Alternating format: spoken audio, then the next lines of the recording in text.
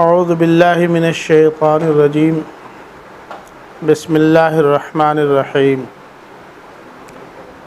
وَإِذْ قَالَ رَبُّكَ لِلْمَلَائِكَةِ إِنِّي جَاعِلٌ فِي الْأَرْضِ خَلِيفَةً قَالُوا أَتَجْعَلُ فِيهَا مَن يُفْسِدُ فِيهَا وَيَسْفِكُ الدِّمَاءَ وَنَحْنُ نُسَبِّحُ بِحَمْدِكَ وَنُقَدِّسُ لَكَ قَالَ إِنِّي أَعْلَمُ مَا لَا تَعْلَمُونَ وَعَلَّمَ آدَمَ الْأَسْمَاءَ كُلَّهَا ثم عرضهم على الملائكة فقال أنبئوني بأسماء هؤلاء إن كنتم صادقين قالوا سبحانك لا علم لنا إلا ما علمتنا إنك أنت العليم الحكيم قال يا آدم أنبئهم بأسمائهم فلما أنبأهم بأسمائهم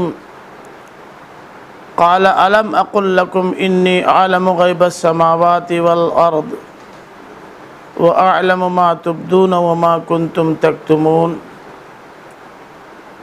وإذ قلنا للملائكة اسجدوا لآدم فسجدوا إلا إبليس أبى واستكبر وكان من الكافرين وقلنا يا آدم اسكن أنت وزوجك الجنة وكلا منها رغدا حيث شئتما ولا تقربا هذه الشجرة فتكونا من الظالمين فأزلهما الشيطان عنها فأخرجهما مما كانا فيه وقلنا اهبطوا بعضكم لبعض عدو وَلَكُمْ فِي الْأَرْضِ مُسْتَقَرٌّ وَمَتَاعٌ إِلَىٰ حِينٍ فَتَلَقَّىٰ آدَمَ مِن رَّبِّهِ كَلِمَاتٍ فَتَابَ عَلَيْهِ إِنَّهُ هُوَ التَّوَّابُ الرَّحِيمُ قُلْنَا اهْبِطُوا مِنْهَا جَمِيعًا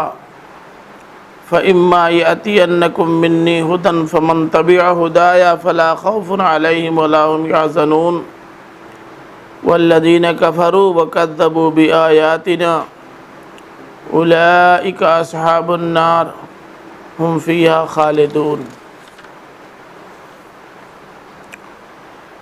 یہ مجموعہ آیات 30 تا 39 پر مشتمل ہے،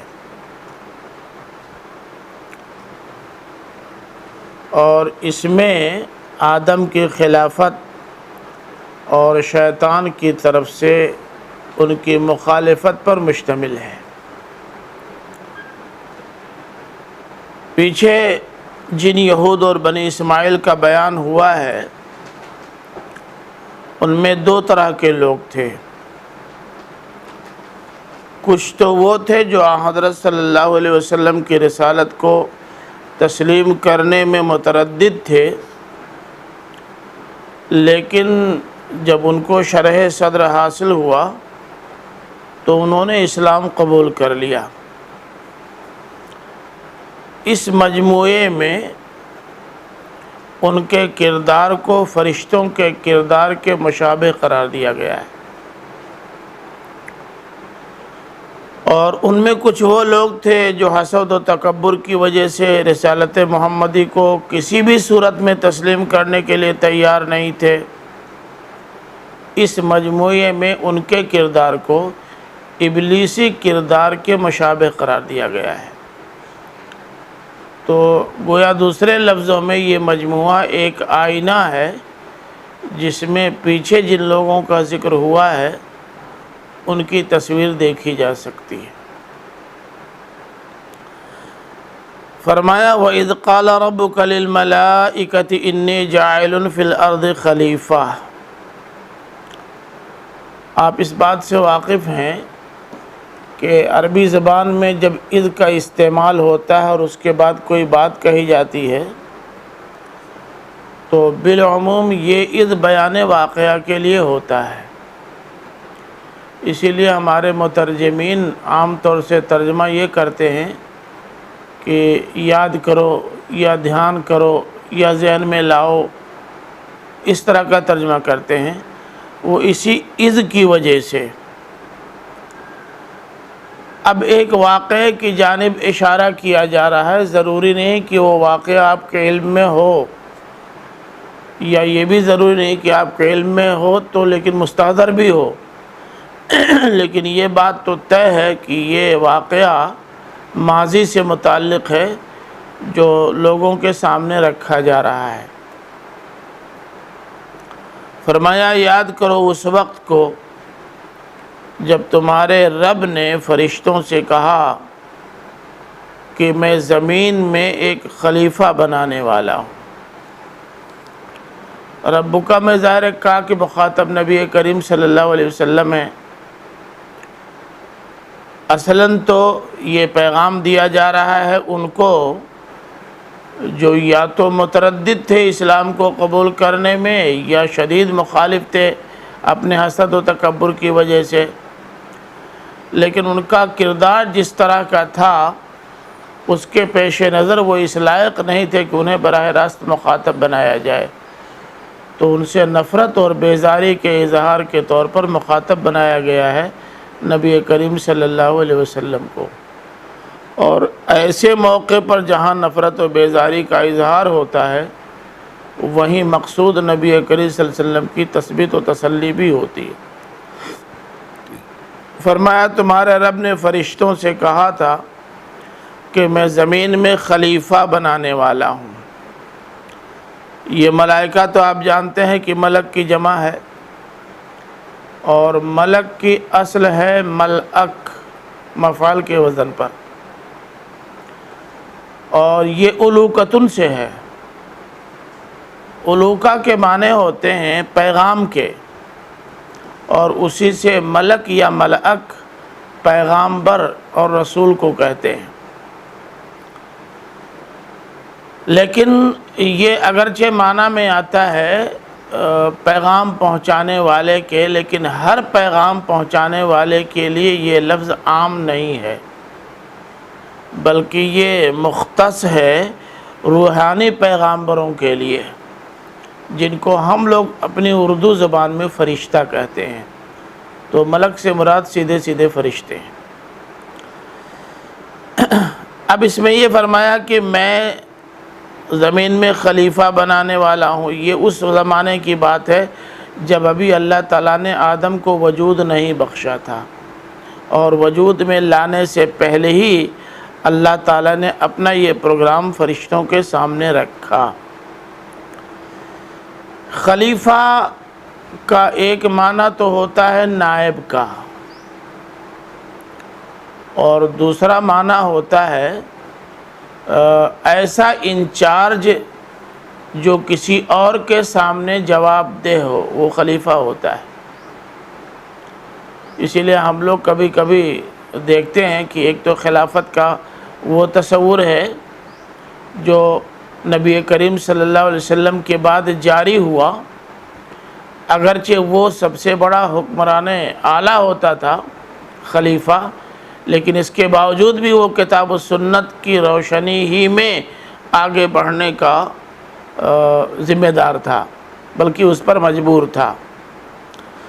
تو یہ نائب اور انچارج دونوں کا مفہوم ذہن میں رہے تو بات سمجھنے میں آسانی ہوگی۔ اب اللہ تعالیٰ نے فرشتوں سے یہ کہا کہ میں زمین میں خلیفہ بنانے والا ہوں، تو چاہے خلیفہ بمعنی نائب ہو تب بھی، اور چاہے اس معنی میں ہو کہ وہ انچارج ہے مگر کسی کے سامنے جواب دہ ہے تب بھی، یہ سوال تو اپنی جگہ پر برقرار ہے کہ آخر کس کا خلیفہ اللہ بنانا چاہتا تھا۔ اس کا ایک جواب تو یہ دیا گیا ہے کہ جنات کا خلیفہ اللہ تعالیٰ بنانا چاہتا تھا، جنات کا نائب، اور دوسرا جواب یہ دیا گیا ہے کہ اللہ تعالیٰ خود اپنا خلیفہ بنانا چاہتا تھا۔ اگر یہ مانا جائے کہ جنات کا خلیفہ بنانا چاہتا تھا تو دو باتیں تسلیم کرنی پڑیں گی۔ ایک بات تو یہ کہ انسانوں سے پہلے جناتوں کو اس زمین کی حکمرانی حاصل تھی، پہلے تو یہ تسلیم کرنا پڑے گا۔ اور اب ان کی جگہ پر ان کو رکھا جا رہا ہے، جبکہ اس کا کوئی ثبوت قدیم آسمانی صحیفوں میں بھی نہیں ہے، تاریخ میں بھی نہیں ہے، اور قرآن مجید میں بھی یا نبی اکرم صلی اللہ علیہ وسلم کی کسی حدیث میں بھی اس کا کوئی معمولی سا اشارہ موجود نہیں ہے۔ تو ایک بات تو یہ تسلیم کرنی پڑے گی جسے تسلیم کرنا بڑا مشکل ہے۔ دوسرے یہ ماننا پڑے گا کہ یہ جنات جو اس زمین پر موجود تھے ان کی نیابت ان کو سونپی جا رہی ہے، انسان کو، یا ان کی جگہ پر اب ان کو انچارج بنایا جا رہا ہے۔ تو ایک سوال پیدا ہوتا ہے کہ کیوں ان کی انچارج شپ ختم ہو گئی اور ان کی انچارج شپ آئی ہے؟ اس کا بھی کوئی جواب کہیں موجود نہیں ہے۔ تو اس لیے اس رائے کو تسلیم کرنا بہت مشکل ہے۔ دوسری رائے یہ ہے کہ اللہ تعالیٰ نے اپنا خلیفہ بنانا چاہا ہے۔ اس میں بھی ایک سوال یہ پیدا ہوتا ہے کہ آخر اللہ تعالیٰ کو خلیفہ بنانے کی کیا ضرورت تھی؟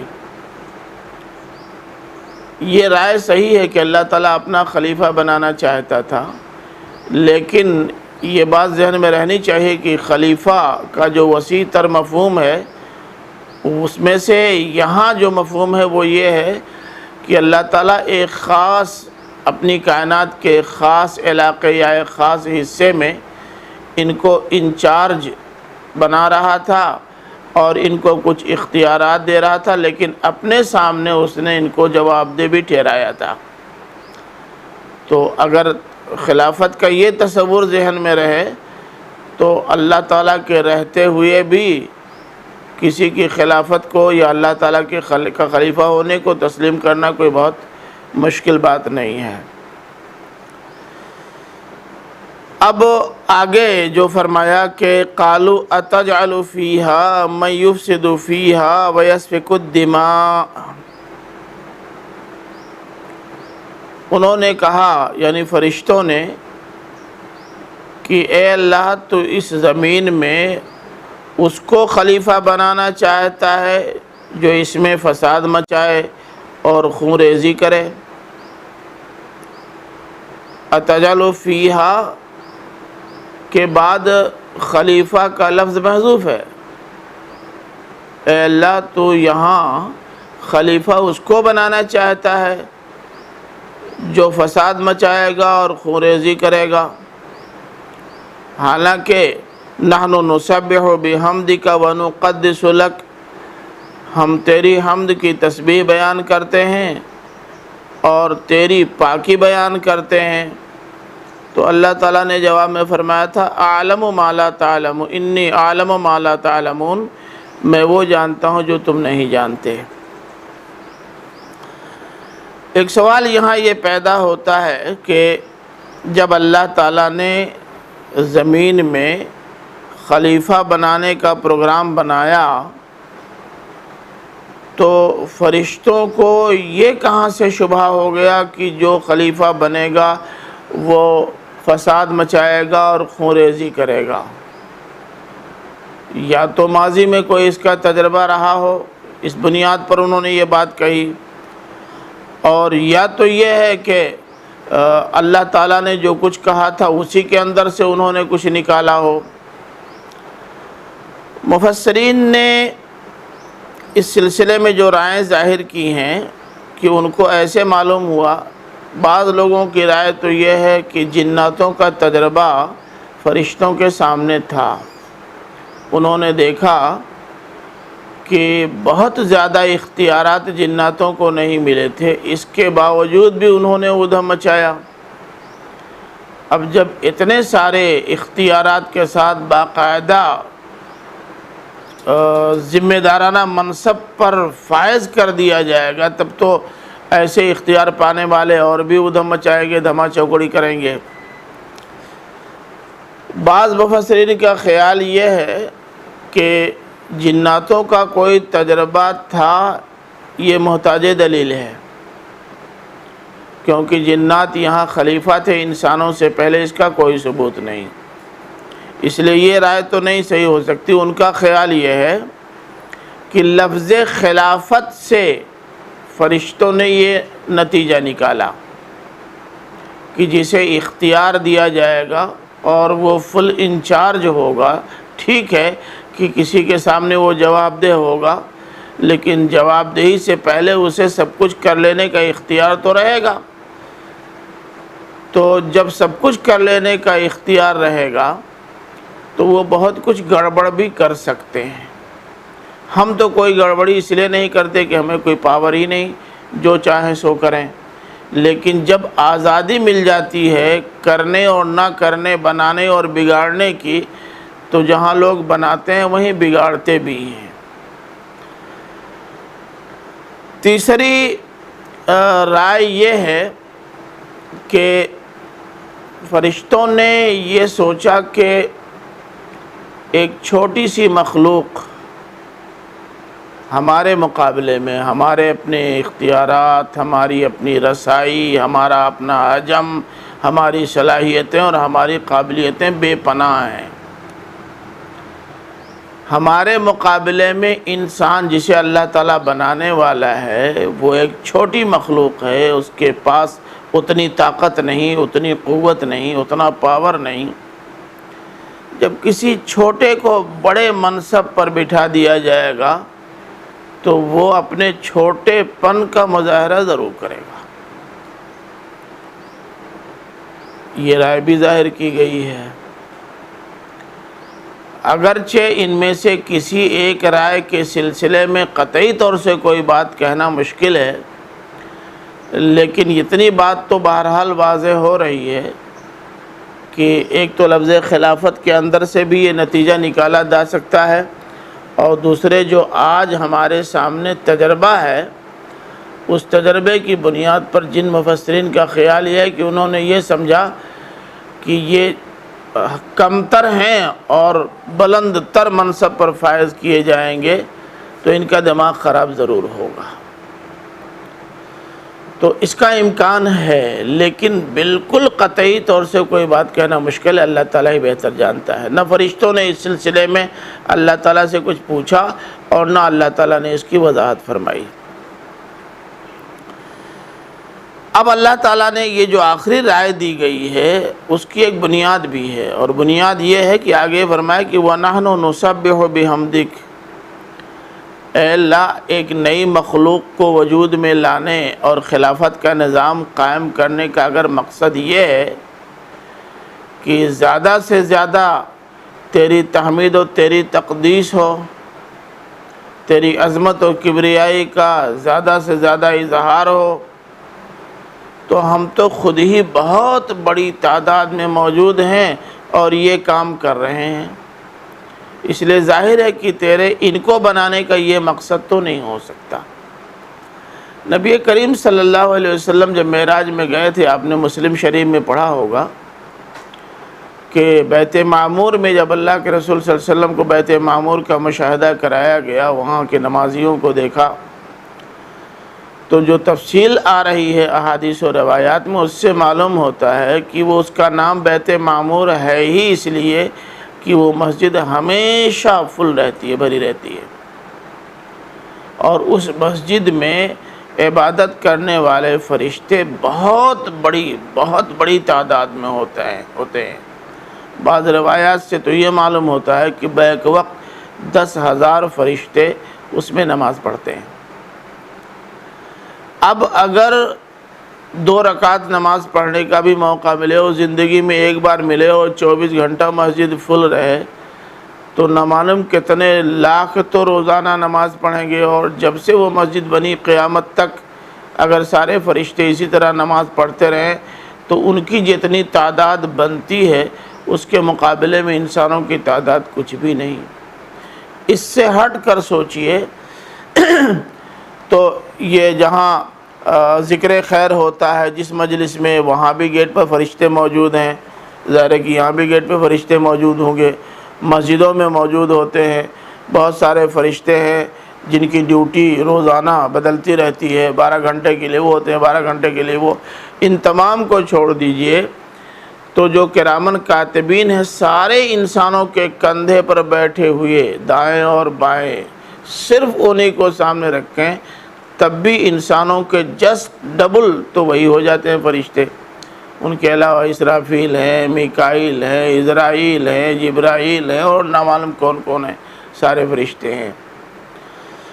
تو ایسے بھی لگتا ہے کہ فرشتوں کی تعداد بہت زیادہ، تو انہوں نے یہ کہا کہ ہماری تعداد بہت زیادہ ہے اور اتنی بڑی تعداد میں ہم موجود ہیں اور ہمیشہ تیری تعمید و تقدیس کرتے رہتے ہیں، اس کے باوجود بھی ایک مخلوق وجود میں لانا چاہتا ہے، تو ظاہر ہے کہ یہ مقصد تو نہیں ہو سکتا کہ محض تیری تعمید و تقدیس ہو۔ اب اللہ تعالیٰ نے ان سے کہا کہ جو تم نے یہ بات کہی ہے کہ اتجعل فیہا من یفسد فیہا ویسفک الدماء، تم نے ایک گیس کیا ہے، ایک اندازہ لگایا ہے، اور تمہارے بیان سے معلوم ہوتا ہے کہ جو خلیفہ بنائیں گے وہ لازماً دھما چوکڑی کریں گے۔ میاں یہ بات نہیں ہے، بلا شبہ اس میں برے بھی ہو سکتے ہیں مگر اچھے بھی نکل سکتے ہیں، اور فرمایا کہ انی اعلم ما لا تعلمون، جو میں جانتا ہوں تم نہیں جانتے، اگر تم بھی وہی جانتے جو میں جانتا ہوں تو تم اپنے اس خدشے کا اظہار نہ کرتے۔ اب یہاں ایک سوال اور پیدا ہوتا ہے کہ آخر اللہ تعالیٰ کو اپنے اس پلان کا اظہار فرشتوں کے سامنے کرنے کی ضرورت ہی کیا تھی؟ ظاہر ہے کہ ان سے مشورہ تو طلب کرنا نہیں تھا، ان کو بتانے کا کوئی حاصل اور نتیجہ بھی نہیں تھا، لیکن بعض دفعہ کسی خیال کا اظہار کیا جاتا ہے رد عمل جاننے کے لیے، اور اس رد عمل کو اپنے علم میں اضافے کا ذریعہ نہیں بنایا جاتا بلکہ کسی اور کو سبق دینے کا ذریعہ بنایا جاتا ہے۔ وہ سبق انسانوں ہی کو دینا تھا جیسے آج دیا جا رہا ہے، اس لیے اللہ تعالیٰ نے اس وقت فرشتوں سے یہ بات کہی تھی۔ اب اللہ تعالیٰ نے انی اعلم ما لا تعلمون، جو میں جانتا ہوں تم نہیں جانتے، صرف اتنی سی بات کہہ کر کے خاموش تو کیا جا سکتا تھا فرشتوں کو، لیکن مطمئن نہیں کیا جا سکتا تھا۔ اب جیسے آپ مجھ سے کوئی سوال کر دیں اور میں کہہ دوں چپ رہو تم کو کچھ نہیں معلوم، چپ ہو جائیں گے، لیکن مطمئن نہیں ہو سکتے۔ تو اللہ تعالیٰ نے ان کو مطمئن کرنے کے لیے ایک طریقہ اختیار کیا۔ وہ کیا تھا؟ وہ یہ تھا کہ اللہ تعالیٰ نے پہلے تو آدم کو ان کی ذریت کے نام بتا دیے۔ ساری ذریت کے نام نہ بتائے ہوں گے، نہ بتانے کی ضرورت تھی، نہ اتنا یاد رکھنا ممکن ہے، لیکن ذریت کے ممتاز ترین، نمایاں ترین اور افضل ترین افراد کے نام بتائے جا سکتے ہیں اور وہ محفوظ بھی کرائے جا سکتے ہیں، کوئی بہت مشکل نہیں۔ تو وعلم آدم الاسماء كلها ثم عرضهم على الملائكة فقال انبئوني باسماء هؤلاء ان كنتم صادقين۔ اللہ تعالیٰ نے آدم کو الاسماء كلها سکھا دیا، پھر ان کو پیش کیا فرشتوں کے سامنے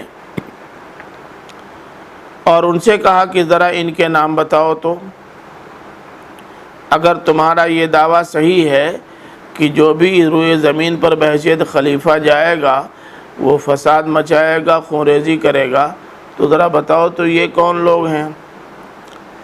اب یہاں بھی الاسماء سے متعلق مفسرین کی رائیں الگ الگ ہیں۔ مفسرین کا ایک طبقہ ہے جس کا خیال یہ ہے کہ الاسماء سے مراد چیزوں کے نام ہیں، اور کلہا بتا رہا ہے کہ تمام چیزوں کے نام، یعنی آدم کو جو جو چیزیں ملنی تھیں ان تمام چیزوں کے نام آدم کو بتا دیے۔ مفسرین کے ایک طبقے کا خیال یہ ہے کہ الاسماء کلہا سے مراد تمام فرشتوں کے نام ہیں۔ ایک تیسری رائے یہ ہے کہ یہ منتخب ذریت آدم کے نام تھے۔ جہاں تک فرشتوں کے نام کا سوال ہے تو یہ سمجھ میں نہیں آتا کہ نانا کے آگے ننیحال کا بیان کروانے کی ضرورت کیوں پیش آئی۔ فرشتوں سے یہ کہنا کہ تم لوگ اپنے نام بتاؤ، یہ کون سا ٹیڑھا کام ہے؟ احمد تم اپنا نام بتاؤ، حسن تم اپنا نام بتاؤ، افتخار تم اپنے دوستوں ساتھیوں کا نام بتاؤ، یہ کون سا مشکل کام ہے جس سے فرشتے عاجز رہ گئے؟ تو یہ تو سمجھ ہی میں نہیں آتا کہ یہ فرشتوں کے نام جن لوگوں نے بتائے ہیں یہ رائے کس بنیاد پر ہے۔ البتہ اشیاء کے نام اگر مانے جائیں جیسا کہ عام طور سے مفسرین نے لیا ہے، تو ایک سوال یہ بھی پیدا ہوتا ہے کہ آخر ان اشیاء کے نام سے اللہ تعالیٰ آدم کو یا فرشتوں کو بتانا کیا چاہتا تھا، مقصود کیا تھا؟ تیسری رائے قابل فہم ہے، وہ یہ ہے کہ جب انہوں نے یہ اشکال رکھا کہ جو زمین پہ جائیں گے خلیفہ بن کے وہ بڑا گڑبڑ کریں گے، تو اللہ تعالیٰ نے ان کے اس خیال کی تردید کے لیے منتخب ذریت آدم کے نام بتا دیے۔ آدم کو نوح کا نام بتا دیا، ابراہیم کا نام بتا دیا، اور لوط کا نام بتا دیا، موسیٰ اور ہارون کا نام بتا دیا، اعلیٰ ھذا القیاس ممتاز ترین لوگوں کے نام بتا دیے، اور یہ کہا کہ ان کے نام تم یاد رکھو، اور جب میں ان سے پوچھوں گا کہ یہ کون لوگ ہیں، ان کا کیا کردار ہے، کیا یہ بھی زمین میں خوریزی کرنے والے، فساد مچانے والے ہیں، یہ بھی لاجواب ہوں گے، تو تمہیں یہ موقع فراہم کیا جا سکتا ہے کہ تم کہو کہ ہماری ذریت میں ایسے لوگ بھی ہیں، اس لیے ہمارے لیے ٹینشن کی کوئی بات نہیں۔ یہاں پھر تھوڑا سا ایک سوال یہ بھی پیدا ہوتا ہے کہ آخر جن کے نام بتائے اور گنائے گئے وہ تھے کہاں؟ کیا یہ موہوم نام تھے یا وہ افراد موجود تھے؟ قرآن مجید کے بیان سے خود معلوم ہوتا ہے کہ اللہ تعالیٰ نے تمام نسل آدم کو ایک بار وجود میں لا کر کے ان سے ایک وعدہ لیا تھا یا عہد لیا تھا، جسے عہد الست کہتے ہیں۔ سورہ اعراف کی آیت نمبر 172 ہے، وَإِذْ أَخَذَ رَبُّكَ مِن بَنِي آدَمَ مِن ظُهُورِهِمْ ذُرِّيَّتَهُمْ وَأَشْهَدَهُمْ عَلَىٰ أَنفُسِهِمْ أَلَسْتُ بِرَبِّكُمْ قَالُوا بَلَىٰ شَهِدْنَا۔ اس سے معلوم ہوتا ہے کہ ساری ذریت آدم کو اللہ تعالیٰ نے وجود میں لا کر ان کا مشاہدہ آدم کو، فرشتوں کو، سب کو کرایا تھا، اور باقاعدہ سب سے وعدہ یا عہد الست لیا تھا۔ تو اشخاص تو موجود تھے، کردار موجود نہیں تھا۔ اب اگر وہ صرف روح کی شکل میں بھی رہے ہوں تب بھی جو فرشتے آپ کے جسم سے روح قبض کے لے جانے کی صلاحیت رکھتے ہیں، ارواح کو دیکھنا، ان کا مشاہدہ کرنا ان کے لیے کیا مشکل ہو سکتا تھا؟ تو باقاعدہ انہوں نے ارواح کو دیکھا ہوگا اور ان کی شخصیات کا اندازہ کیا ہوگا، اور جب حضرت آدم کی طرف سے ان افراد کے نام گنائے گئے ہوں گے جو اس دنیا میں گل سرسبد کی حیثیت رکھنے والے تھے، تو اس پر انہوں نے خاموشی اختیار کی ہوگی، جیسا کہ آگے آ بھی رہا ہے۔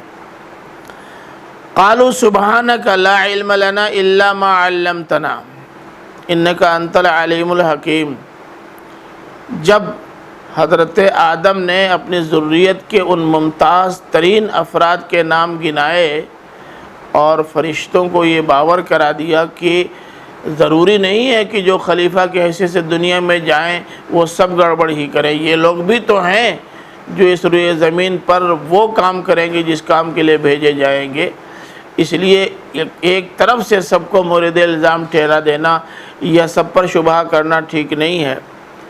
تو جب اللہ تعالیٰ نے ان کے سامنے ان شخصیات کو پیش کر کے انہیں مطمئن کر دیا، تو انہوں نے اطمینان کے اظہار کے طور پر فرمایا سبحانک لا علم لنا الا ما علمتنا۔ دیکھیں سبحانکا کے تعلق سے ایک بات ذہن میں رکھیے کہ یہ لفظ تسبیح کا استعمال جو قرآن مجید میں ہوا ہے، ہمارے ہاں مفسرین نے عام طور سے معنی یہ لیا ہے کہ اس کے اندر تنزیہ کا معنی ہے، یعنی اللہ تعالیٰ کو عیوب و نقائص سے پاک قرار دینا۔ مولانا اصلاحی صاحب کی بھی رائے یہی ہے۔ لیکن مولانا فراہی اس سے اختلاف کرتے ہیں، وہ کہتے ہیں کہ نہیں، تسبیح کا یہ معنی نہیں ہے، کہیں کہیں یہ پہلو بھی نمایاں ہوتا ہے، اس کا اصلی معنی ہے اللہ تعالیٰ کی عظمت و کبریائی کا اظہار و اعلان کرنا اور اس کے مقابلے میں اپنے عجز اور اپنی سرفگندگی کا اظہار و اعلان کرنا، اصلاً تسبیح یہ ہے۔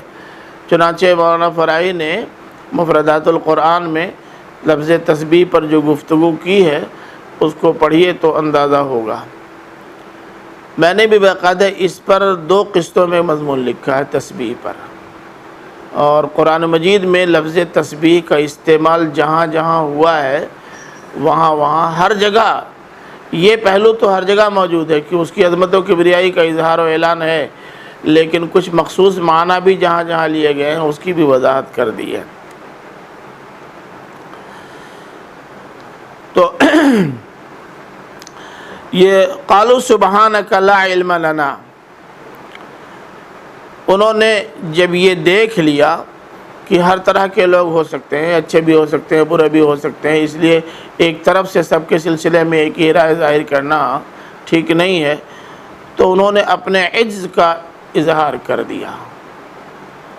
سبحانک، انہوں نے کہا اے اللہ تو بہت بڑا ہے، تو جو کچھ کرے گا ظاہر ہے کہ اچھا ہی کرے گا، اور ہم تیرے مقابلے میں بالکل عاجز ہیں۔ ہم نے جس خدشے کا اظہار کیا سمجھ میں آ گیا کہ وہ خدشہ مناسب نہیں تھا، اور ہمیں ظاہر ہے کہ معلومات بھی اتنی ہے جتنی تو نے ہم کو دی ہے، اس سے زیادہ نہیں، اس لیے کہ علیم اور حکیم تو ہم ہیں نہیں، علیم و حکیم تو ہے، سب سے زیادہ جاننے والا، بہت زیادہ جاننے والا، اور ہر کام حکمت کے تحت کرنے والا تو ہے۔ یہ ساری گفتگو جب ہو گئی تو اللہ تعالیٰ نے حضرت آدم سے کہا کہ انہوں نے تسلیم تو کر لیا، اب ذرا تم ان کے نام اور ان کی کچھ کارکردگی بھی بتا دو۔ یہ سب اللہ تعالیٰ نے آدم کو بتایا تھا، تب آدم کو معلوم ہوا، جیسا کہ علمہ آدم سے معلوم ہوتا ہے۔ تو اللہ تعالیٰ نے کہا اے آدم اب ذرا سے ان کے نام تم بتا دو۔ جب نام کا ذکر آتا ہے تو نام کے ساتھ ان کی نمایاں ترین خصوصیات بھی آپ شامل ہوتی ہیں۔ جب یہ کہا جاتا ہے کہ بھئی فلاں کا نام بتا دو تو مقصد صرف یہ نہیں ہوتا کہ ان کا نام بتا جائے کہ افتخار ہے، یہ بھی بتا دینا ہوتا ہے کہ بہت جینیس طالب علم ہیں اور بہت محنتی ہیں اور ایسے ہیں ویسے، تھوڑا سا مختصر سا تعارف اس کے اندر آ جاتا ہے۔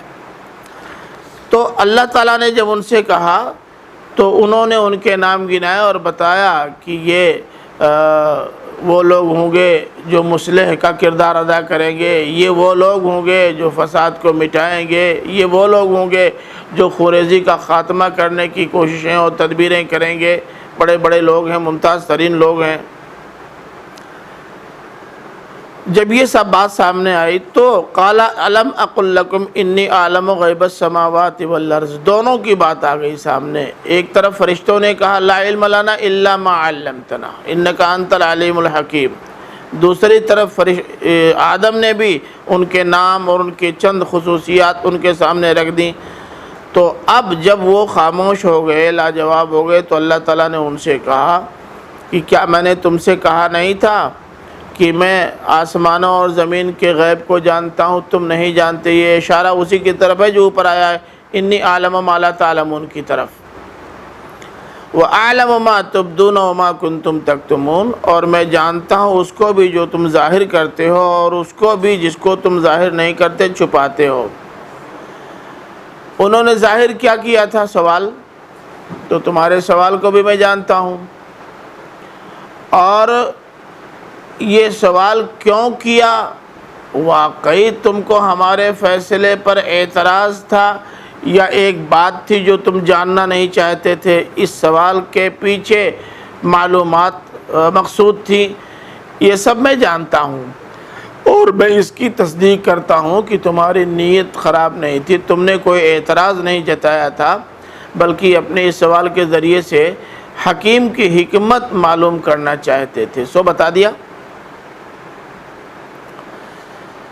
اب یہ گفتگو جب ہو گئی تو آگے اللہ تعالیٰ نے اس کے ذریعے سے اسی آدم و فرشتگان اور ابلیس وغیرہ کے کردار کے ایک اور پہلو کی جانب اشارہ کیا۔ یہ نئے سرے سے اس کا آنا اس بات کی دلیل ہے کہ اب یہ ایک دوسری تصویر ہے، دوسرا سین ہے۔ فرمایا وَإِذْ قُلْنَا لِلْمَلَائِكَةِ اسْجُدُوا لِآدَمَ فَسَجَدُوا إِلَّا إِبْلِيسَ أَبَى وَاسْتَكْبَرَ وَكَانَ مِنَ الْكَافِرِينَ۔ اور یاد کرو جب کہ ہم نے فرشتوں سے کہا آدم کو سجدہ کرو، آدم کو سجدہ کرنے کا حکم فرشتوں کو اللہ تعالیٰ نے دیا، تو پہلا سوال تو یہ پیدا ہوتا ہے کہ آخر فرشتوں سے آدم کو سجدہ کرانے کی حکمت کیا تھی؟ کیا مقصود یہ تھا کہ فرشتے بھی اب آدم کی عظمت تسلیم کر لیں اور اللہ تعالیٰ کے بعد سب سے بڑا ان کو سمجھیں؟ ابھی تک تو اللہ تعالیٰ کے بعد سب سے بڑے مخلوقات میں فرشتے ہی تھے۔ یہ مقصد تھا یا کوئی اور حکمت تھی؟ مطالعہ قرآن سے خاص طور سے اس چیپٹر کے مطالعے سے اندازہ یہ ہوتا ہے کہ آدم پر، بلکہ آدم ہی پر، حضرت آدم علیہ السلام پر تعمیل حکم کا ایک نمونہ پیش کرنا تھا کہ آدم دیکھ لو بندگی کس کو کہتے ہیں، کیونکہ تم سے بندگی کا مطالبہ کیا جائے گا، تمہیں خلافت دی جا رہی ہے، ایک خلیفہ کو پاور بہت زیادہ ملے گا، لیکن پاور پانے کے باوجود بھی وہ اس کا استعمال صحیح کریں گے یا غلط، یہ تو بہرحال دیکھنا ہے۔ تو اللہ تعالیٰ نے یہ چاہا کہ آدم یہ دیکھ لیں کہ جس بندگی کا مطالبہ ان سے ہم کو کرنا ہے وہ بندگی کیا ہے اور وہ بندگی کیسے کی جاتی ہے۔ اب آپ دیکھیں کہ اللہ تعالیٰ نے فرشتوں سے کہا آدم کو سجدہ کرو۔ آپ جانتے ہیں کہ آدم نور سے پیدا کیے گئے ہیں، آدم نے فرشتے، اور آدم مٹی سے پیدا کیے گئے ہیں۔ ظاہر ہے کہ نور اور مٹی کا کیا مقابلہ؟ پھر جتنا پاور، جتنی قوت اور جتنی پہنچ فرشتوں کی ہے انسان کی نہیں ہے۔ فرشتے تو باقاعدہ بارگاہ خداوندی سے براہ راست احکام حاصل کرتے ہیں، انسان اس پوزیشن میں نہیں ہے۔ بڑے سے بڑا پیغمبر بھی اللہ تعالیٰ سے براہ راست نہیں مل سکتا الا کہ کبھی خود اللہ تعالیٰ کسی کو ملنے کے لیے بلائے۔ فرشتے ہمیشہ اس کی بارگاہ میں حاضر ہوتے ہیں اور اس سے ہدایات حاصل کرتے ہیں، تو ہر پہلو سے فرشتے بہت۔ اس کے باوجود بھی ان بڑی بڑی شخصیات کو حکم دیا گیا کہ آدم کو سجدہ کرو۔ شیخ لوگوں کو، پٹھانوں کو اور مرزا لوگوں کو جو اپنے آپ کو برادری کے لحاظ سے بہت اعلیٰ اور برتر تصور کرتے ہیں، ان سے کہا گیا کہ جن کو تم ادنا تصور کرتے ہو ان کے آگے جھک جاؤ۔ خراب تو لگتا ہے، برا لگتا ہے لوگوں کو کہ کہاں ہم اور کہاں یہ، ہم ان کی عظمت تسلیم کر لیں اور ان کے آگے جھک جائیں، یہ تو نہیں ہو سکتا۔ بہت سارے بڑے بزرگ اور اکابر، ہم بہت پرانے ہیں، استاد الاساتذہ ہیں، ہمارے مقابلے میں یہ شاگردوں کے شاگرد ہیں، اب ان کی قیادت تسلیم کر لیں، یہ سب ہوتا ہے۔ لیکن فرشتوں نے اللہ تعالیٰ کے اس حکم کی تعمیل کر کے آدم کو یہ بتا دیا کہ بندگی اس کا نام ہے۔ تمہاری نگاہ میں کون بڑا ہے کون چھوٹا ہے چھوڑو، اللہ تو سب سے بڑا ہے نا۔ اب اللہ تعالیٰ کا حکم آ گیا تو سب ختم، اس کے حکم کی تعمیل کرنی ہے۔ اصل مقصد یہ تھا حضرت آدم علیہ السلام کے سامنے فرشتوں کے اس کردار کا نمونہ رکھ دینا، تاکہ کل جب بندگی رب کا مرحلہ آئے آدم یا ذریت آدم کے سامنے، تو ان کے سامنے یہ اعلیٰ نمونہ اور اعلیٰ اسوہ موجود رہے۔ اللہ تعالیٰ نے یہ جو کہا کہ انی جاعل فی الارض خلیفہ، میں زمین میں خلیفہ بنانے والا ہوں، تو پھر ایک سوال پیدا ہوتا ہے کہ آخر اللہ تعالیٰ نے جب یہ کہا انی جاعل فی الارض خلیفہ، تو فرشتوں نے یہ کیسے سمجھ لیا کہ خلیفہ جسے بنایا جائے گا وہ لازماً انسان ہوگا، مٹی کا بنا ہوا ہوگا، یہ کیسے انہوں نے جان لیا کہ یہ خونریزی کرے گا اور فساد مچائے گا؟ اصل میں اللہ تعالیٰ نے اسی وقت یہ بھی بتا دیا تھا کہ جسے خلیفہ بنانا ہے وہ کون ہے۔ قرآن مجید سے ثابت ہے، سورہ ہجر کی آیت 28 اور آیت 29 میں اللہ تعالیٰ نے فرمایا کہ وَإِذْ قَالَ رَبُّكَ لِلْمَلَائِكَةِ إِنِّي خَالِقٌ بَشَرًا مِّن صَلْصَالٍ مِّنْ حَمَإٍ مَسْنُونٍ، میں سڑے ہوئے گارے کی کھنکھناتی مٹی سے بشر پیدا کرنے والا ہوں۔ یعنی جسے خلیفہ بناؤں گا اللہ تعالیٰ نے اسی وقت بتا دیا تھا کہ وہ نہ نوری ہوگا نہ ناری ہوگا، خاکی ہوگا، یہ اسی وقت بتا دیا تھا۔ تو اب فرشتوں کے سامنے تو بری تصویر سامنے آ ہی گئی تھی، اس لیے ان کا یہ خدشہ ظاہر کرنا کہ اتجعل فیہا من یفسد فیہا ویسفک الدماء یہ بے معنی نہیں تھا۔ تو فرمایا کہ جب ہم نے فرشتوں سے کہا آدم کو سجدہ کرو تو فرشتوں نے آدم کو سجدہ کیا، پہلے کہا تھا، اس کے بعد جب بنا دیا، بنانے کے ساتھ ہی کہا کہ دیکھو اب آدم کو بنا دیا فرشتوں، اب تم سجدہ کرو، فسجدوا، سبوں نے سجدہ کیا۔ سجدہ جانتے کس کو؟ سجدہ کے معنی تو ہوتے ہیں اصلاً جھکنا۔ یہ جھکنا تھوڑا سا بھی ہو سکتا ہے، زیادہ بھی ہو سکتا ہے اور بہت زیادہ بھی ہو سکتا ہے۔ اب کیا معلوم سجدہ کرنے کے لیے اللہ تعالیٰ نے ایسے ہی سجدہ کرنے کے لیے کہا تھا جیسے آج ہم نماز میں سجدہ کرتے ہیں، یا سجدے کا جو لغوی مفہوم ہے اس کی مناسبت سے بس سر تسلیم خم ہے یہ کہہ دینا تھا، وہ بھی سجدہ ہے۔ سر جھکا لینا بھی سجدہ ہے، رکوع میں چلا جانا بھی سجدہ ہے۔ چنانچہ آپ تورات و انجیل وغیرہ کی تفصیلات دیکھیں تو اس سے اندازہ ہوتا ہے کہ اس زمانے میں سجدے کا استعمال بالعموم اس کے لیے ہوتا تھا جس کو آج ہم رکوع کہتے ہیں۔ ہمارے ہاں شریعت محمدی میں، اس آخری شریعت میں باقاعدہ قیام اور قعود اور رکوع اور سجدہ الگ الگ اصطلاح کے طور پر متعارف ہوئے ہیں، ورنہ اس سے پہلے سجدے کا اطلاق سر کے جھکانے سے لے کر زمین کے پیشانی کے زمین پہ ٹیک دینے تک کے لیے ہوتا تھا۔ تو اصلی کیفیت کیا تھی اب یہ تو یا فرشتے بتاویں یا اللہ تعالیٰ بتاویں، اور تو کسی کو معلوم نہیں۔ ابلیس نے البتہ سجدہ کرنے سے انکار کر دیا۔ ابلیس جانتے کس کو کہتے ہیں؟ ابلیس کس کے معنی؟ ابلیس افعیل کے وزن پر ہے، ابلسا سے، ابلسا، اور ابلسا کے معنی ہوتے ہیں غمگین ہونے کے، انکار کرنے کے اور مایوس ہو جانے کے۔ اس کے سامنے جب آدم کو سجدہ کرنے کی بات آئی تو اسے غم لاحق ہوا۔ غم یہ لاحق ہوا کہ اگر اللہ تعالیٰ کو با اختیار مخلوق کو خلیفہ بنانا تھا تو با اختیار تو ہم بھی ہیں، لیکن ہمیں نظر انداز کر کے ایک اور مخلوق وجود میں لا کر اسے خلیفہ بنایا، اس کا غم تھا۔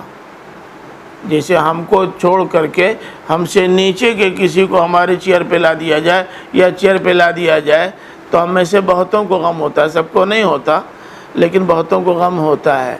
تو ان کو بھی غم ہوا کہ ہم کو نظر انداز کیا گیا، ایوائڈ کیا گیا۔ دوسرے یہ ہے کہ یہ مایوس ہو گئے کہ اب تو ہمارا پتہ کٹ گیا، جب وہاں سے اتر کر یہاں رکنے کے بجائے یہاں اللہ تعالیٰ آ گیا تو ہم گئے، اڑ گئے۔ اس بنیاد پر اس نے انکار کر دیا سجدہ کرنے سے۔ تو یہ تینوں معنی ابلیس کے اندر بیک وقت موجود ہے، تینوں معنی بیک وقت موجود ہے۔ اب یہ ابلیس کون تھا یہ تو آپ پڑھ چکے ہیں پیچھے سورہ طٰہٰ میں ہے نا، تو آیت کون سی ہے سورہ طٰہٰ کی؟ وَإِذْ قُلْنَا لِلْمَلَائِكَةِ اسْجُدُوا لِآدَمَ فَسَجَدُوا إِلَّا إِبْلِيسَ وَكَانَ مِنَ الْجِنِّ فَفَسَقَ عَنْ أَمْرِ رَبِّهِ، آیت نمبر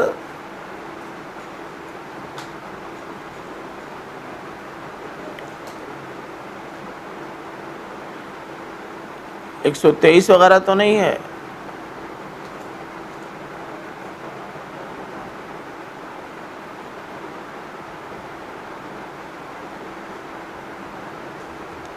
ایک 123 کے آس پاس دیکھو.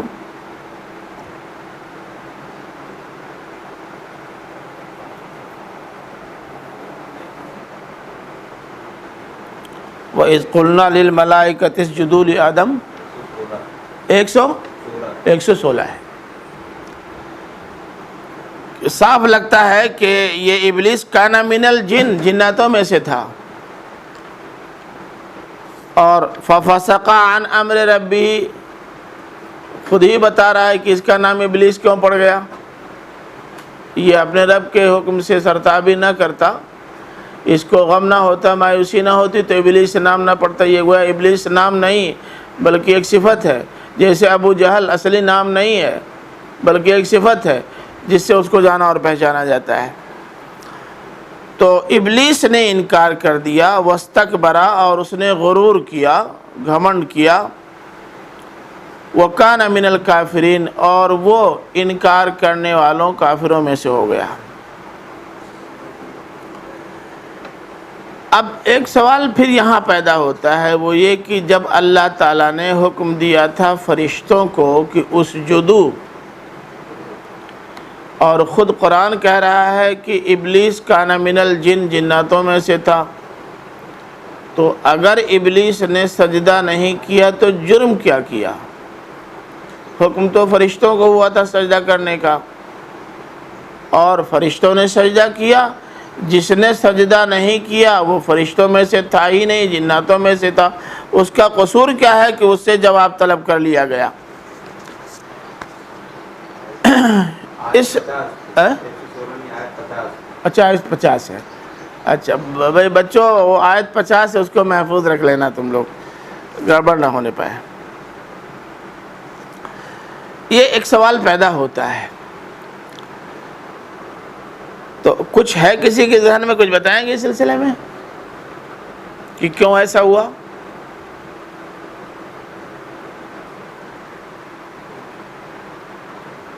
حکم تو ہوا تھا فرشتوں کو سجدہ کرنے کا، فرشتوں نے سجدہ کیا. جس نے سجدہ نہیں کیا وہ فرشتوں میں سے تھا ہی نہیں، جناتوں میں سے تھا. غلطی اس کی کیا ہے؟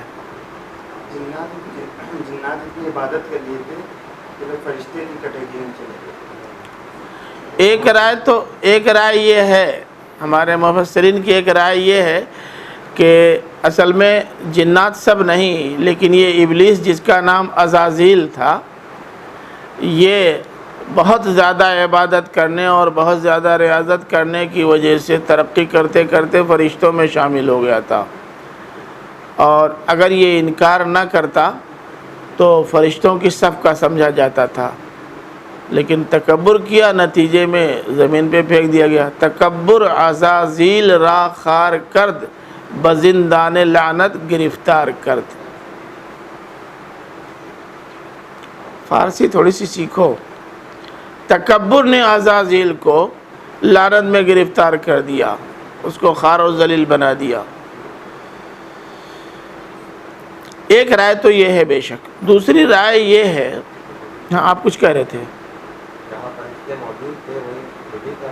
اچھا یہ تو اللہ تعالیٰ نے جب کہا کہ سجدہ کرو تو اس کو نہیں کہہ دینا چاہیے تھا کہ میں فرشتوں میں سے نہیں، لیکن انہوں نے کہا، اس نے کہا کہ میں کیوں کروں، حالانکہ مٹی کے بنے ہیں، آپ جی جی تکبر یہاں سے آ گیا. دوسری رائے یہ ہے کہ فرشتوں کو اللہ تعالیٰ نے حکم دیا تھا سجدہ کرنے کا، فرشتوں نے سجدہ کیا، یہ بھی وہی تھا، اس نے سجدہ نہیں کیا. جب اللہ تعالیٰ نے پوچھا تم نے سجدہ کیوں نہیں کیا، تو آسان سا جواب تھا، اے اللہ تو نے فرشتوں کو سجدہ کرنے کے لیے کہا تھا، میں فرشتہ تو ہوں نہیں اس لیے سجدہ نہیں کیا، لیکن اگر تم مجھ سے بھی چاہتا ہے سر تسلیم خم. قصہ ختم تھا. ایک رائے اور ہے، یہ کہاں ہے؟ ہاں جو رائے کہ بہت زیادہ عبادت کرتے فرشتے میں شامل ہو گیا، لیکن جہاں اس کا ذکر ہے کہ فسجدوا इल्ला इब्लिस काना मिनल जिन, वहाँ पे तो जिन ही में शुमार था, फरिश्तों में तो उसका शुमार था ही। बेशक। वो राय भी तो दुरुस्त नहीं है। हाँ, वो तो बात हो गई। एक राय और है जो बहुत मशहूर है, बहुत मशहूर है, और इस कदर मशहूर है कि तकरीबन तमाम बड़े कदीम व जदीद मुफस्सरीन ने उसी राय का इज़हार किया है। हमारे मौलाना इस्लाही साहब की भी राय वही है। वो ये है कि फ़रिश्ते और जिन्नात ये दोनों अपनी खिलकत के मादे में करीब तर हैं। एक नूरी है, एक नारी है। तो जब नूरियों को हुक्म हो गया तो गोया नारी भी उसमें आप से आप शामिल हो गए। तो ये हुक्म जहाँ फ़रिश्तों को था वहीं जिन्नातों को भी था। लेकिन इसमें अगरचे सबसे ज़्यादा मशहूर राय यही है, लेकिन इसमें कई सवालात पैदा होते हैं। पहला सवाल तो ये है कि फिर ये सबूत चाहिए कि तमाम फ़रिश्ते और तमाम जिन्नात वहाँ मौजूद थे, सब ने सजदा किया, महज इसने नहीं किया। और अगर नहीं तो बात बार बार कुलना लिल मलाइका, कुलना लिल मलाइका, कुलना लिल मलाइका कहने का क्या तुक है। तो मशहूर होने के बावजूद भी ये राय ज़्यादा मुनासिब नहीं। और आपकी ये बात बिल्कुल सही है कि ये पहली वाली राय तो बिल्कुल रद्द हो जाती है यहाँ के अल्फाज से भी, और ये आपने जो राय दी है शहरान, वो राय ज़्यादा कवी मालूम होती है। बस बात सिर्फ़ इतनी सी थी कि ये अगर सवाल का माकूल जवाब दे देता तो कोई मसला ही नहीं था। ये बिल्कुल ऐसा ही है जैसे इस वक्त आपकी पढ़ाई चल रही है और अहमद मियाँ आके बैठ गए हैं, वो आपकी क्लास के नहीं हैं। अब अगर मैं आप सब लोगों से कह दूं कि खड़े हो जाएं और ये ना खड़े हों, और मैं पूछूं कि आप क्यों बैठे रह गए, तो ये कह देंगे कि आपने हश्तुम के लोगों से खड़े होने के लिए कहा था इसलिए मैं बैठा रह गया, जान छूट जाएगी। लेकिन अगर ये कह दें आप कौन होते हैं मुझे ऑर्डर करने वाले, मुझे पढ़ाते हैं क्या, ये गड़बड़ है। तो यही किया इसने।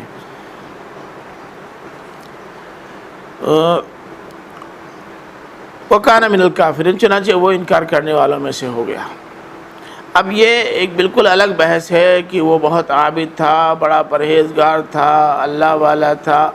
मुमकिन है ऐसा रहा हो, इसलिए कि बहुत सारे ऐसे लोग हो सकते हैं जो अंदर से कुछ हों लेकिन ऊपर से कुछ और ज़ाहिर करते रहते हों। ज़िंदगी के किसी न किसी मरहले में पता चल ही जाता है कि आदमी कैसा था, और इसकी बहुत सारी मिसालें आपको मिल जाएंगी, बहुत दूर जाने की ज़रूरत नहीं आज भी। वक़ुलना या आदमुस्कुन अंता व ज़ौजुकल जन्नत वकुला मिन्हा रगदन हैसु शि'तुमा वला तक़रबा हाज़िहि शजरत फ़तकूना मिनज़ ज़ालिमीन। पूरा एक सिलसिले कलाम यहाँ महज़ूफ़ है कि अल्लाह ताला ने इब्लीस के इस किरदार की वजह से उसे रांदे दरगाह बना दिया। अब वो रांदे दरगाह हो गया, और उसने उस मौके पर यह भी कहा था कि ए अल्लाह मुझे तूने रांदे दरगाह तो बना दिया। सूरह आराब में भी है और सूरह हिज्र में भी, कई जगहों पर ये है। तो ए अल्लाह तूने मुझे रांदे दरगाह बना दिया, कोई बात नहीं, लेकिन अगर इल्लत ये है कि मैंने नाफरमानी की, तो ये जिसको तू सजदा कराना चाहता था ये मुझसे कम बड़ा नाफरमान नहीं होगा।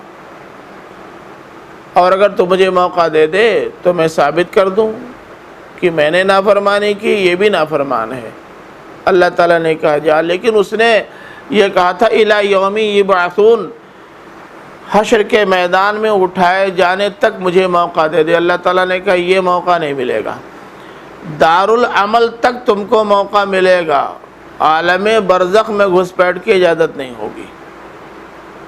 यहाँ तक मौका दे दिया गया, और इसको मौका दिया, दोनों को बुलाया अल्लाह ताला ने, आदम को भी और इब्लीस को भी, दोनों को सामने रखा। और अल्लाह ताला ने आदम से कहा कि देखो ये कह रहा है कि मैं इसको बर्बाद करके साबित करूँगा कि ये मुझसे बेहतर नहीं है, सामने कहलवाया। और ये कह रहा है कि मैं क़यामत तक इसके पीछे पड़ूंगा और इसकी ज़रूरत के पीछे पड़ूंगा, बर्बाद कर दूंगा। तो ज़रा इससे बच के रहना, होशियार रहना। बस समेट रहे हैं। तो हमने कहा आदम से उस मौके पर कि ए आदम तुम और तुम्हारी बीवी जन्नत में ठहरो,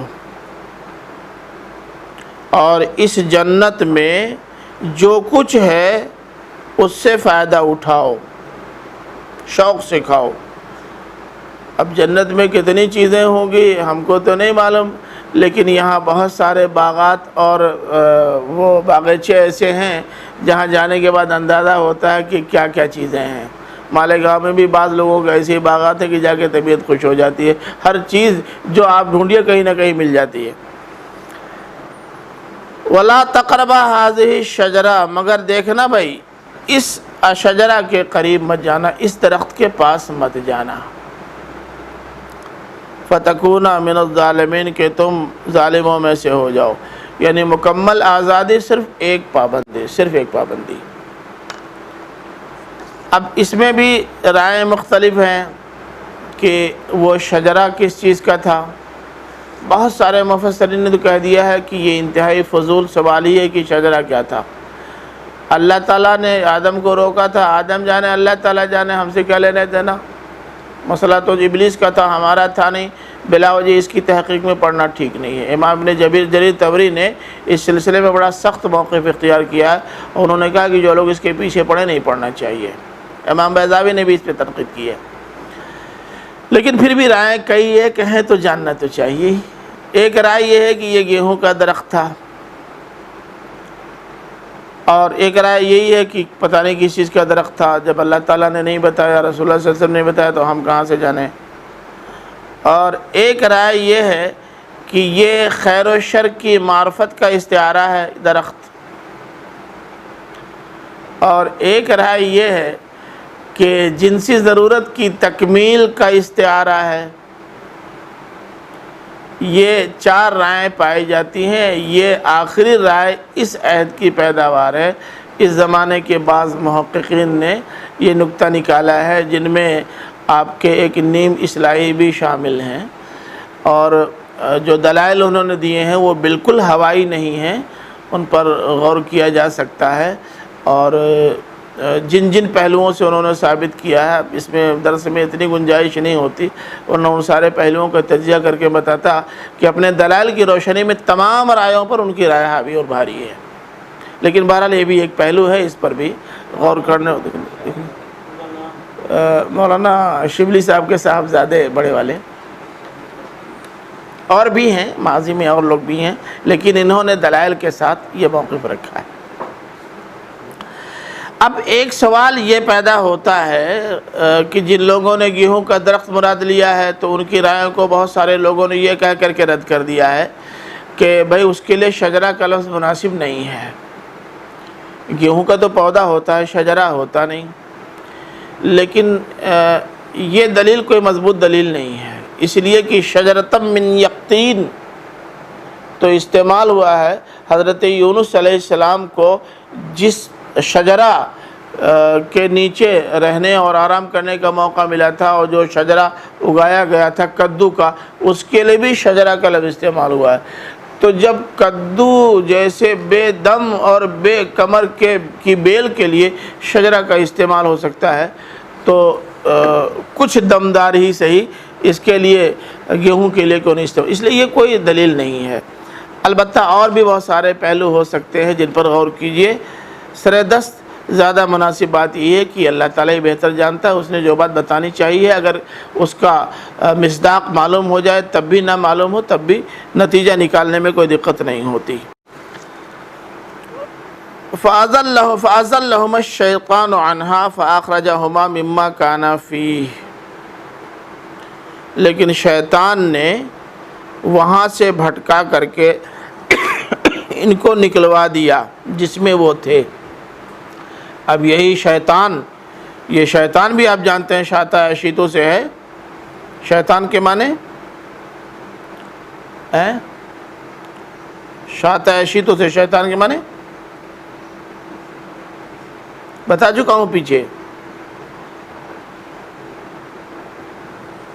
شاطہ یشیتو شیطانن، اس کے معنی ہوتے ہیں نافرمانی کرنے والا، بہکنے والا۔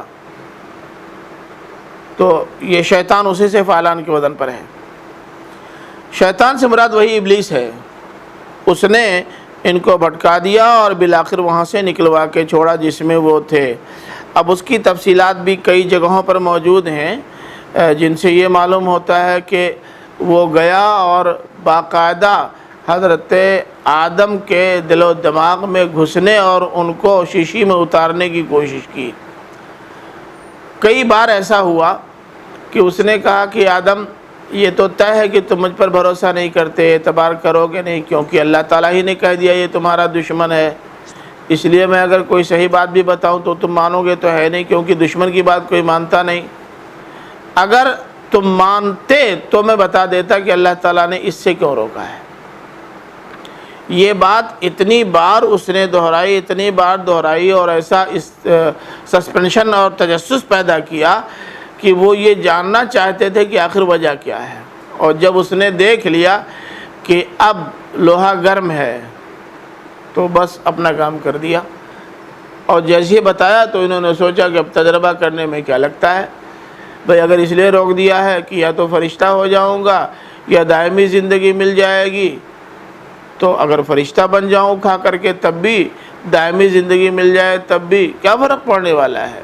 ایک ذرا سی نافرمانی کی وجہ سے اگر کام ہمارا چل جائے، بڑا کام ہو جائے تو کیا فرق پڑتا ہے؟ یوں دل و دماغ میں گھس کر کے ان سے نافرمانی کروا دی، اور نافرمانی کی تو جو نتیجہ نکلنا تھا وہ نکلا۔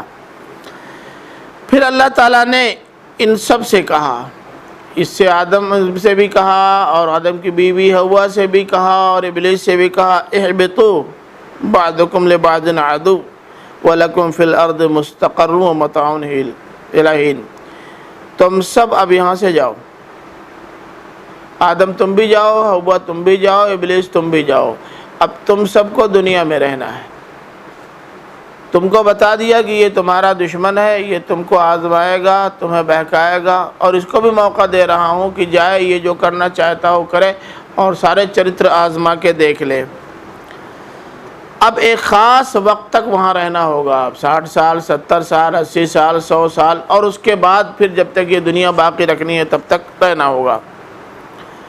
اور یہ گئے، جانے کے بعد انہوں نے وہ جرم کر ڈالا جو نہیں کرنا چاہیے، یعنی شیطان نے ان سے جو کام کرانا تھا وہ جب کرا لیا، تو اب دنیا میں تو بھیج دیے گئے یا بھیجے جا رہے تھے، لیکن حضرت آدم کو شدید احساس ہوا ان کی بیوی کے ساتھ، ان کی بیوی سمیت، کہ بڑی غلطی ہو گئی، نہیں ہونی چاہیے تھی۔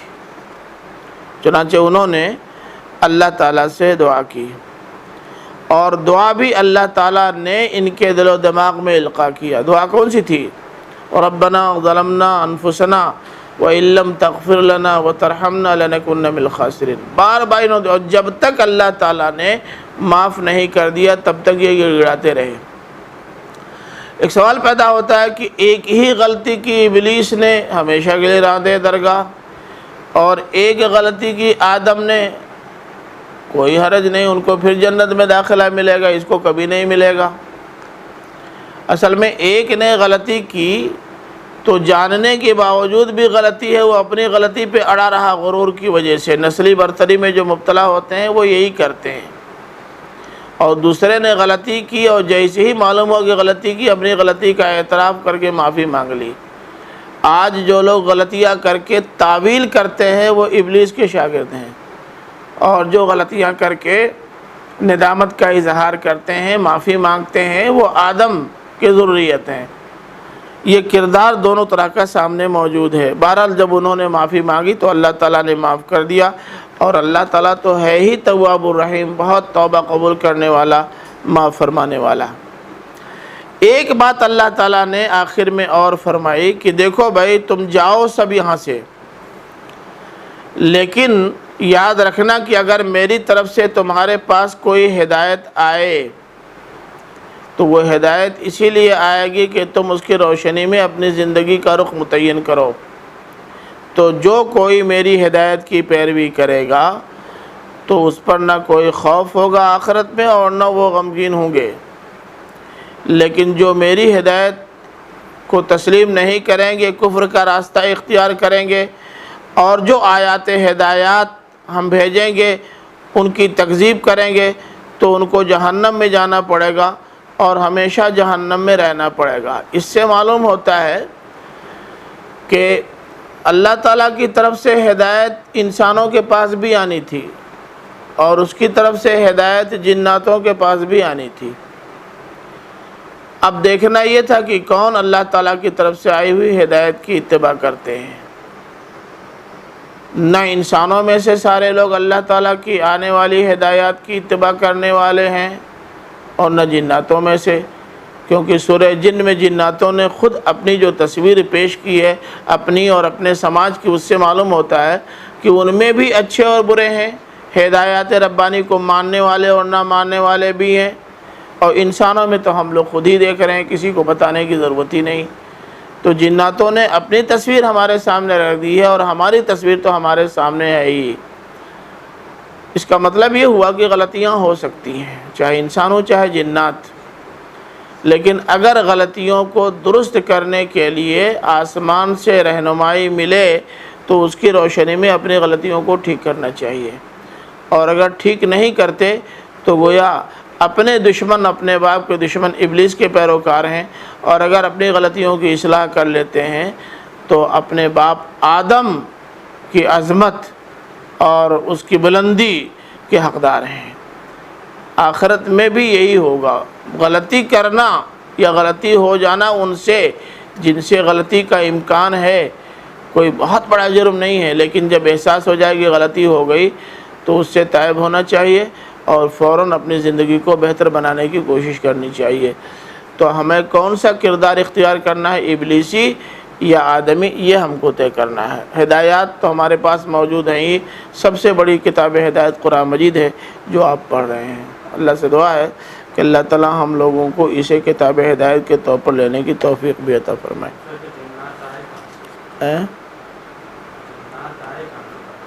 اللہ تعالیٰ نے بھیجا تھا، آئے کہاں سے؟ ہاں، لگتا تو یہی ہے کہ یہ پہلے سے تھے، اس لیے کہ الفاظ جو بتا رہے ہیں، کانا من الجن بتا رہا ہے کہ جناتوں کی پوری ایک جماعت تھی جس کا ایک فرد تھا۔ آپ کہیں بھی رہیں اور دنیا میں تو بعد میں بھیجے گئے، یہ معلوم ہو رہا ہے۔ ابلیس کے ساتھ، آدم کے ساتھ، ہاں ہاں نہیں، جرم تو ابلیس کا تھا اور آدم سے تھا معاملہ، ان تینوں کو بھیجنا تھا، کہ جنات باقی ان کی ضروریت کی نیچے ہے۔ بھائی جنات کی ضروریت کو یا ضروریت جنات کو دنیا میں سزا کے طور پر تو بھیجا نہیں ہے۔ جیسے ہوا کو بھیج دیا دنیا میں، ان کی کیا غلطی تھی؟ یہ تو یہود کہتے ہیں کہ اصل غلطی ان کی تھی، آدم کی کوئی غلطی نہیں تھی، لیکن نہ قرآن نہ حدیث کسی سے یہ ثابت نہیں ہوتا۔ تو اب اگر یہ سوال پیدا ہوتا ہے کہ دنیا میں بھیجا جانا لازماً جرم کی وجہ سے ہوا، تب تو ہوا بھی ناجائز بھیجی گئی۔ ایسا نہیں ہے، اصل میں باقاعدہ انسانوں اور جناتوں دنیا کو، دونوں کو دنیا میں بھیج دیا گیا کہ یہ سب با اختیار مخلوق دنیا میں جائیں اور اس میں دونوں طرح کے لوگ رہیں، بھٹکانے والے بھی اور راہ راست پہ چلنے والے بھی۔ تو جس وجہ سے جب بھیجا گیا تھا، نہیں، وجہ یہ نہیں، یہ تو اللہ تعالیٰ کے پلان کا حصہ تھا، اور اب وہاں سے اللہ تعالیٰ نے باقاعدہ کہا کہ یہ تو کہا نہیں کہ ہم سزا کے طور پر تم کو دنیا بھیج رہے ہیں، یہ تو کہیں ہے نہیں، اب یہاں سے جاؤ، اب یہاں تمہارا میدان نہیں، اس لیے کہ ابھی تک اکیلے رہنا تھا، اس کمرے میں رہتے تھے، اب تمہاری فیملی ہو گئی، تمہارے دوست احباب ہو گئے، اب یہاں سے جاؤ فلاں جگہ۔ یہ ضروری تو نہیں کہ کوئی کسی جرم کا نتیجہ ہو۔ تو اب جس کشمکش کی آماج گاہ تھی وہ، اس کے لیے یہ دنیا زیادہ موضوع ہو سکتی تھی، وہ نہیں۔ آدم ربی کلمات فتاب علیہ، صرف آدم نے غلطی کی، جس میں صرف آدم کا ہوا نے ہوا کی غلطی نہیں تھی۔ جی جی، اس میں یہی، اسی لیے صرف ہاں بالکل بالکل۔ تو آخری جو آپ نے یہ آخری وہ پیش کیا تھا جنسی تسکین کا اشتہار، بھائی ایک رائے میں نے دی ہے، وہ میری رائے نہیں ہے، ایک صاحب کی ہے، ان کے اپنے دلائل ہیں، اور آپ کے کتب خانے میں ان کی کتاب موجود ہے، کتب خانہ کھل جائے تو پڑھ کے دیکھیے۔ میں صرف اتنا کہہ رہا ہوں کہ جو دلائل انہوں نے دیے ہیں وہ دلائل بہت مضبوط ہیں، ہوائی نہیں ہیں۔ یہ الگ بات ہے کہ میں ابھی تک مطمئن نہیں ہو سکا ہوں ان کے دلائل سے، لیکن دلائل ان کے وزندار ہیں، تو دیکھیے ہو سکتا ہے کہ وہ دمدار ہو، ایک رائے ہے یہ۔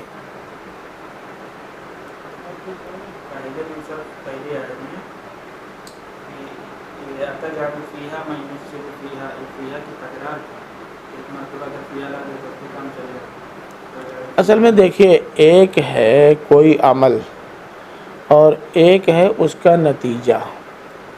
اگر دونوں کو الگ الگ بیان کرنا ہو تو زیادہ بلیغ اسلوب یہ ہے کہ سارے الفاظ بار بار الگ الگ دہرا دیے جائیں، اور اگر عمل کے ساتھ نتیجہ ملانا ہو تو وہاں بعض الفاظ کو حذف کرنا بلیغ ہے.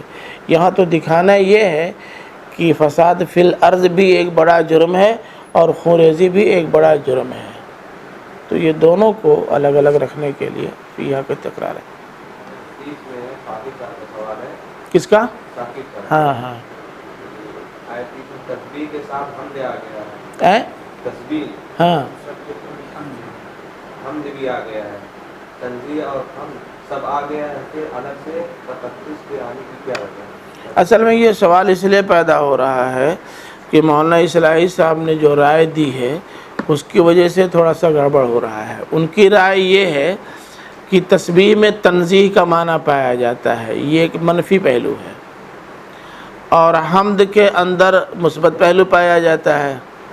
تو جب منفی مثبت دونوں آ گیا تو پھر تقدیس لانے کی کیا ضرورت؟ یہ سوال پیدا ہوتا ہے جس کا مولانا نے جواب نہیں دیا ہے. لیکن میرے خیال میں مولانا اصلاحی صاحب کی یہ رائے صحیح نہیں ہے. دیکھیے، تینوں میں تین الگ الگ پہلو ہیں. تسبیح میں اللہ تعالیٰ کی عظمت و کبریائی کا اعلان اور اظہار ہے، اس کے مقابلے میں اپنے عجز و نیاز کا اظہار ہے. حمد کے اندر اللہ تعالیٰ کی عنایتوں پر شکر اور اس کی ہمہ جہتی حیثیت کو سامنے رکھتے ہوئے اس کی تعریف کا پہلو ہے، اور تقدیس میں تنزیہ کا پہلو ہے، سارے عیب و نقائص سے پاک قرار دینا. تو تینوں میں تین الگ الگ پہلو ہیں، اس لیے وہ تکرار نہیں ہے، بالکل تینوں الگ الگ چیزیں. اللہ تعالیٰ کی عظمت و کبریائی کا اعلان کرنا، اس کی عنایتوں کا شکریہ ادا کرنا، اور اس کو تمام عیب و نقائص سے پاک قرار دینا، یہ تینوں تین چیزیں ہیں. جو وقانا من الکافرین، یہ کافروں میں سے تھا. ہو گیا؟ اگر کانا کے درمیان نہیں، کانا فعل تام بھی آتا ہے، ناقص بھی آتا ہے. یہ فعل تام وہاں پہ کانا من الجن، اگر وہ جناتوں میں سے ہو گیا دونوں آتا ہے نا، تو موقع بتائے گا کہ کیا ہوگا نا. اگر وہاں پر اس کا یہ کر لیا جائے یا وہ جناتوں میں شمار ہونے لگا، میں نے گویا اب پہلے کچھ اور تھا، فرشتوں میں اس کا شمار ہو رہا تھا، لیکن جب نافرمانی کے جناتوں میں اس کا فرشتوں سے ہٹ گیا، یعنی گویا خلقت تبدیل ہو گئی، اب وہ فرشتہ کے بجائے جنات ہو گیا. شمار اس کا ہونے لگا فرشتوں میں. تب تو آپ کو یہ مان لینا پڑے گا کہ ہم بندر کی اولاد تھے، دھیرے دھیرے ترقی کر کے یہاں پہنچے، اگر یہ سلسلے کو مان لیں گے. نہیں بھائی، فرشتے بالکل دوسری مخلوق ہیں، جنات بالکل. دیکھیے، کانا فعل تام اور ناقص دونوں آتا ہے، موقع بتائے گا کہاں تام ہے کہاں ناقص. وہاں وہ ناقص ہے، یہاں تام ہے.